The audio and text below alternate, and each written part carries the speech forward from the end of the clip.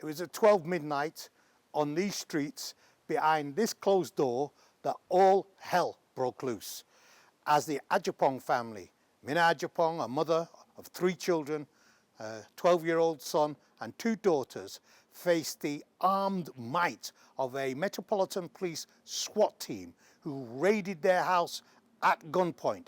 You're going to hear the terrifying story and ordeal that took place straight from Mina Ajapong herself.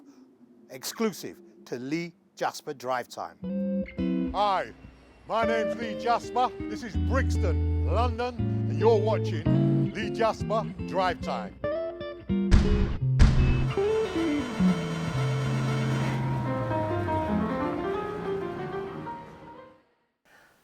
Mina Ajapong, welcome to Lee Jasper Drive Time. First of all, I'd like to thank you for giving us this interview, much more in-depth interview about the horrendous circumstances surrounding yourself and your 12-year-old son Kai, who were held at gunpoint by a SWAT team from the Metropolitan Police Service some 3 weeks ago. Tell the viewers exactly what happened on that day. So it's a normal Friday, you know, COVID at home. I work from home, so it was a normal day. It came sort of in the evening times. I was with my son. I sleep down here in this living room because I've got a 3-bed, and my other children, you know, have their own rooms. So Kai was with me, sort of sleeping on this sofa with a quilt, using my laptop. I was on the other sofa. It was, you know, late, television was on. It was Friday, you know, it was just sort of chilling. And all I know is that at about, could have been about 12 midnight, I just remember hearing a commotion. I was kind of dozing off, wasn't asleep, but I was sort of on the sofa relaxing. And I had this commotion. Kai got up. And I followed Kai. He opened the door. I just see just at least a couple of men, it could have been 3, with visors on, red beams coming out, big guns, semi-automatic type rifles, just being aimed at me and my son, and a lot of kind of shouting. But even then, it was so surreal. I didn't even really put 2 and 2 together. I just thought, you know, what on earth is going on? And it was like hands up. That was one of the things, because I did that immediately. And I think Kai did as well. And at that point, my daughters had come down from upstairs. And they... How old are your daughters? 16 and 23. Okay. And obviously it was late, so they were sort of partially clothed. Kai just had joggers on. He had no top on, no shoes on. And I just remember really just instinctively wanting to make the situation calm. So yeah. when they open the door and you're confronted with these officers, often you see officers in a very pointed stance. So they're very deliberately aiming the gun at whomsoever they're aiming the gun. Is that the stance they were taking with you and Kai? 100%, yeah. So you were in no doubt that you were at the end of a sight and a semi-automatic weapon. Yeah. And the laser light was on you and on your son. And on my daughters. And on your daughter. Yeah, that's so why everybody was covered. Everyone was covered, yeah. Because I remember looking at them and seeing these red dots. And then the red dots was moving. They was on the floor. I remember just following it and just, looking at, you know, where the laser was. Did you know what they were? Yeah. While you were seeing them? Yeah. What was going through your mind when you realised what that was? I just thought we were going to be shot. I just thought, you know, we could be killed. I didn't, you know, there's no hesitation. I just thought, if this situation isn't calm, me or my son or one of us, all of us are going to be shot, definitely. Wow. And I asked them at one point to lower their guns. I tried to explain to them that we haven't got any firearms. You know, I was showing them my hands. We all had our kind of hands up, but they was just, you know, fixed aiming the guns. So they're fixed aiming.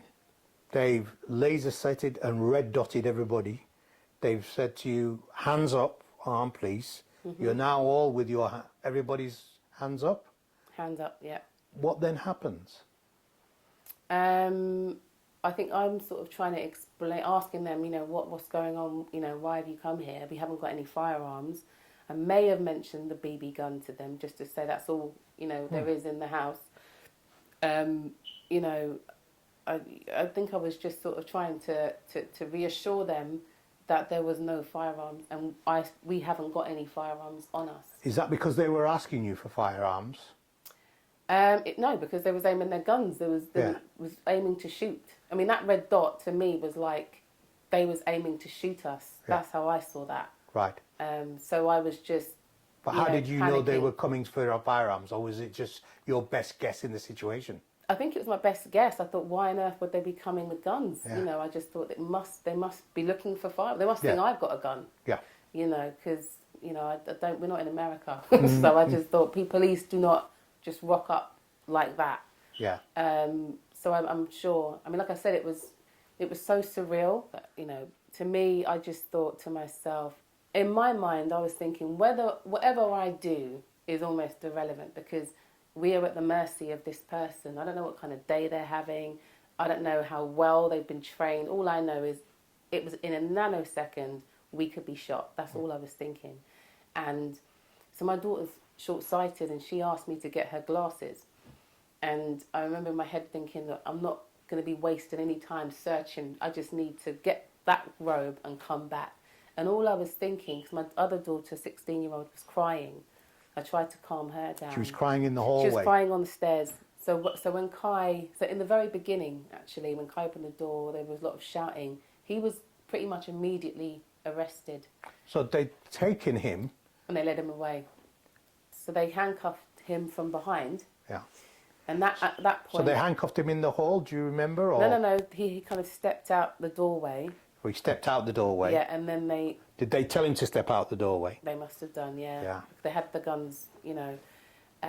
Those guns did not lower at any moment. They were always in the same position. And I remember them arresting him because the cuffs were hurting him. He began to kind of, you know, he was shocked. I mean, he was scared, and he began to sort of like, you know, move around and say like, "Ow, they're hurting me." And then my other daughter was saying, "It's okay, Kai," you know, to try to calm him down. So at that point, they still had their laser beams and their guns on us. And then I just remember him being led off. What was your thoughts about your son being led off at that stage? Because obviously you've got no idea. No idea. I mean, I literally felt helpless because obviously as a mum, you know, you're there to protect your kids and you can, but I just knew at that moment I couldn't protect them. There was nothing I could do. I felt like totally helpless. I literally knew I was at the mercy of these police. And were each of you followed and covered by guns as you came out the house? Yeah. So each was individually targeted as Each. they came out the house. Yeah. It's been absolutely terrifying. Especially for my 16-year-old because she would have been the last one and Wow. she was already crying.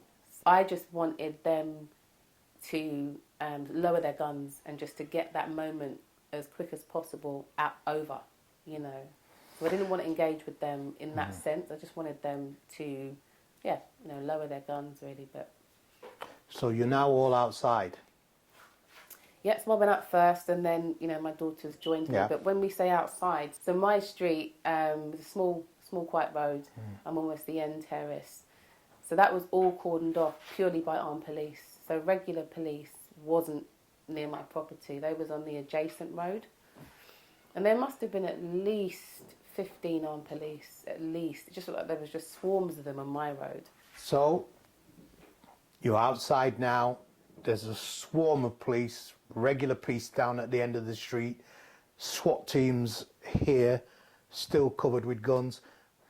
How does it all then pan out from that point? It was just, you know, I was just shocked. I was confused. I couldn't believe what I was seeing. Nothing happens on my street. This was like, the response level was, you know, like a hostage situation, like seriously. And I still, even at that time, I didn't for 1 second think this is because really of the BB gun. I thought this must be a mistake, you know, looking for somebody else. But when they'd lowered their guns, I think my fear and that feeling of being petrified turned to frustration and anger. Yeah, because I was now outside at 12 midnight, partially dressed. My kids was outside. You know, I felt like we had been violated, terrorised really in our own homes. And there was just at least 15 armed police and the same amount of regular police. And they were totally like nonchalant about the whole thing. It was just business as usual for them. And I remember being joined by my daughters and, you know, saying to the police, like, you know, what is all this about? You know, why have you burst into my house and you know, at gunpoint, frog marched us out of the property and arrested my son. And when I clocked that my son was in the car, In a police car? in the back of the police car, it just angered me. It was like, you know, just why would you do this? Do you know what I mean? He's a little boy, he's 12. You know, he's an unarmed 12-year-old boy, which they could have clearly seen because he had no top on. He's quite a skinny kid, you know, not a man. And he was in the back of the police car, and I said to them, look, am I under arrest? Am I detained? You know, can I go and see my son? And they let me see my son. But he was in the police car like this, hands behind his back, no top on. I could see by his face he was just terrified, you know, because it's just like a scene that you just wouldn't believe. And I was just saying to them, like, you know, what threat did he have? You know, he's literally a kid, and we're talking about 3 or 4 men in bulletproof army SWAT attire with semi-automatic rifles, but yet they had to handcuff my son, who's 12 and partially undressed. To me, I was angry. I just said, this is like, not only is it ridiculous, but it's disproportionate. Like, you could have handled this totally differently. So I was kind of, you know, ranting with the police. Basically, I was just upset. I was annoyed, you Quite know, rightly at what so. happened. And my children was like, Mum, you know, don't, you know, be quiet and whatever else. And I was just like, you know, this is, look, they've got us out here, 12 midnight. We haven't done anything wrong, like literally nothing. But they was just looking at me like I was a criminal, basically, you know, all of us just like... So you had no compassion, nobody put their arm around you and say, listen, sorry love, we got it wrong. No. No female officer gave you, you know, so it was just complete lack of empathy, even when they realised they'd got it wrong. Yeah. And they had got it wrong. Yeah. Because whomsoever had reported seeing a young black man with a gun in your property had actually seen your child play with a toy gun. Exactly. Where I'm sitting here now. And then we're talking to the officers and, you know, I must have found out where they was from, you know, what area they're from. And it's like one of them was from Kent, Hertfordshire. And I was saying to them, so none of you are really from around here. You know, you guys are all living in like the Outer Hebrides. So you're policing areas that you don't even know who we are or who I am, kind of thing. And I think I asked one of the officers, you know, does he have kids? Do they play with you know, got a boy, so they've got a son. I said, has he ever played with a toy gun? Oh no, I would never let my son play with a toy gun. You know, so they was very kind of standoffish and, you know, totally unsympathetic to the fact he was out in the street, you know, past midnight. You know. Well, let's be clear now. So in the end, they all dissipated. You've all come back inside, and the rest is so much history in relation to your story.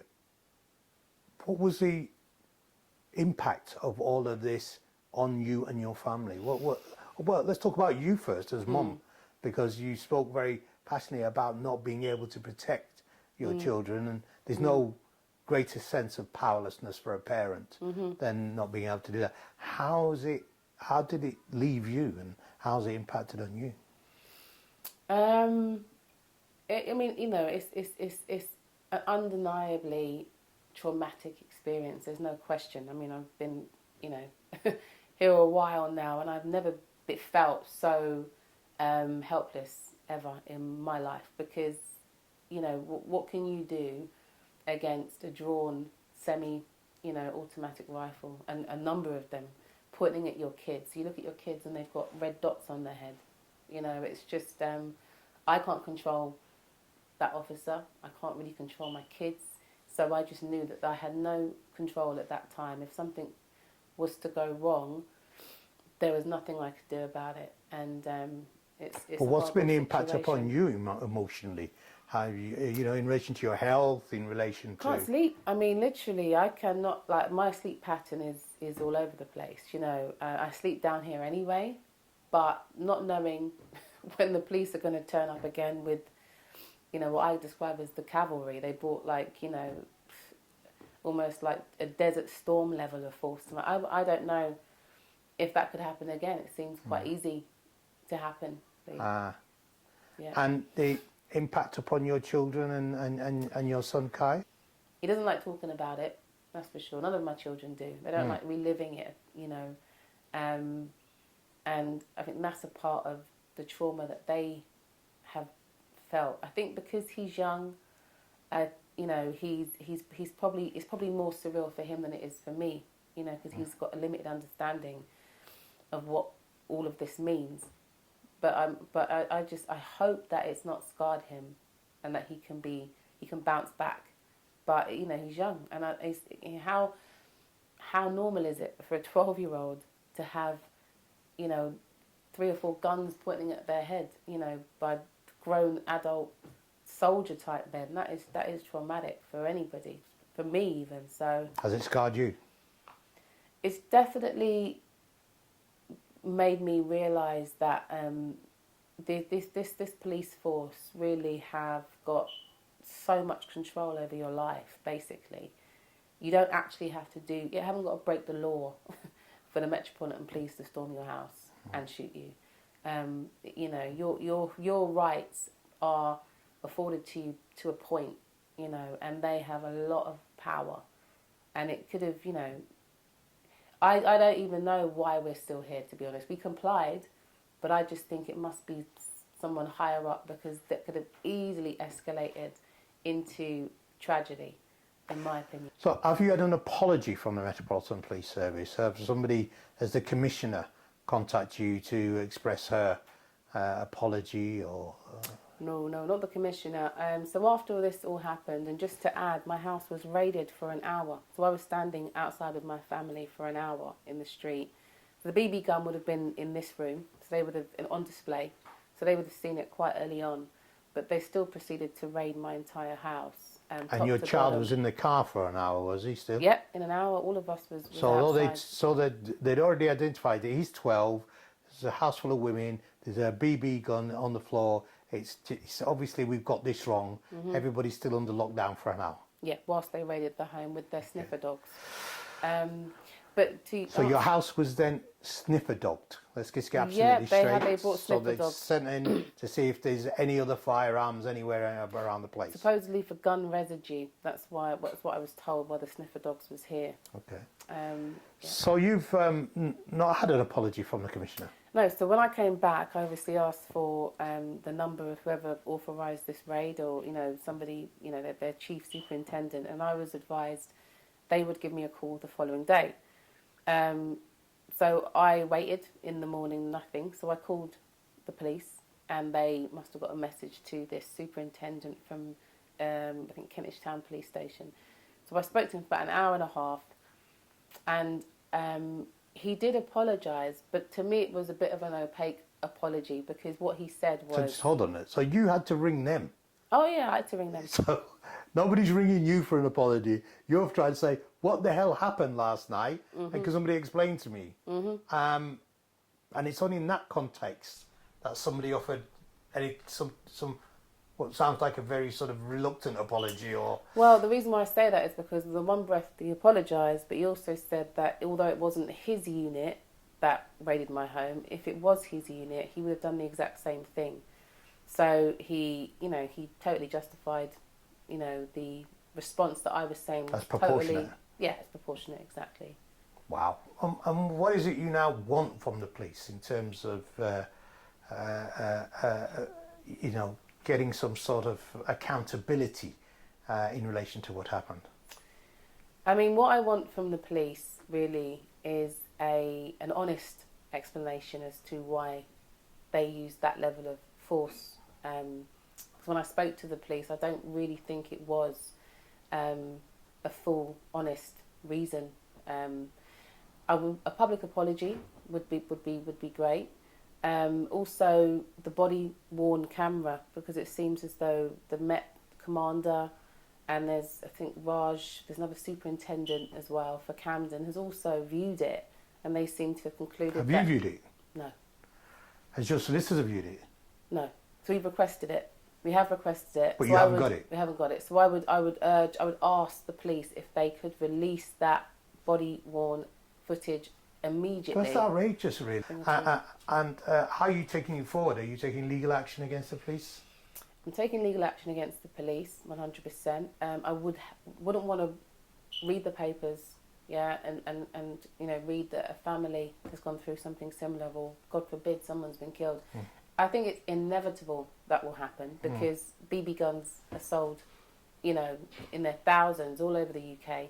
So it's just a matter of time before, if this happens again. And I think that that's what I would like changed. The police's process needs to be looked at, because ultimately, however they see it, we were as a family doing nothing wrong, who could have been killed in our own homes for that. And if they was following protocol, then I think there's something wrong with that protocol. Yeah. Do you think that would have happened to a white family? No.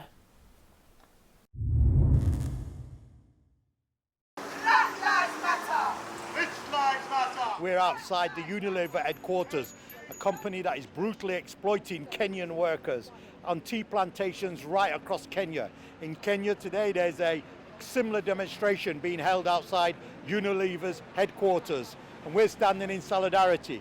They pay their workers shit money. They're still running tea plantations like the plantations of old, paying people less than $100 a month. They force them to live in piss poor conditions. They're still selling skin whitening cream. And if you look at these huge monuments that you'll see towards my left and right, you'll see that there are images on there of enslaved Africans. This is a company that sells skin whitening cream, that is proud of its racist past, and we're here to call time on Unilever. Bend the knee, don't drink the tea. This is Lee Jasper, the Lee Jasper Drive Time on Black Sox. Bend the knee, don't drink the tea. Bend the knee, don't drink the tea. Well, we're here in solidarity with Kenyan tea workers who are protesting in Kenya right now outside Unilever, just as we are outside Unilever and Blackfriars here. You know, we're protesting against the conditions in which they face, the disgraceful pay in which they receive, and that legacy that's continued from slavery and colonialism that they are still living under. It's got to come to an end. This company is fighting the Kenyan government in court for retention of lands that it owned, that Britain owned during colonialism. Do you think that's fair and appropriate in a post-Black Lives Matter world?